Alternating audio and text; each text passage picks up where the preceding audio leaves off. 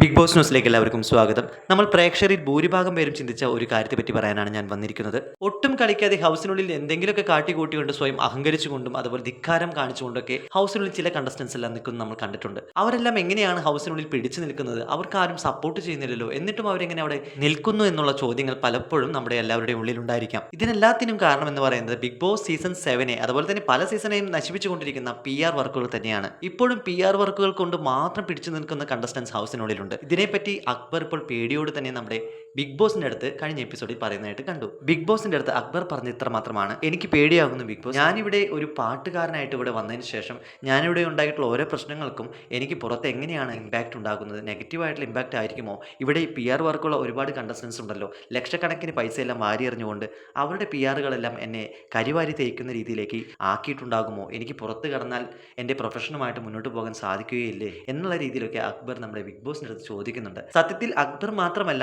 ഈ ഒരു കാര്യത്തിൽ വിഷമിക്കുന്നത്. ബിഗ് ബോസിനെ സ്നേഹിക്കുന്ന ഒരുപാട് പ്രേക്ഷകർക്കും ഈ ഒരു കാര്യത്തിൽ വളരെയധികം സങ്കടമുണ്ട്. ബിഗ് ബോസ് എന്ന് പറയുന്ന നല്ലൊരു ഷോനെ നശിപ്പിക്കുന്ന രീതിയിൽ തന്നെയാണ് PR വർക്കുകൾ പുറത്തു നടക്കുന്നത്.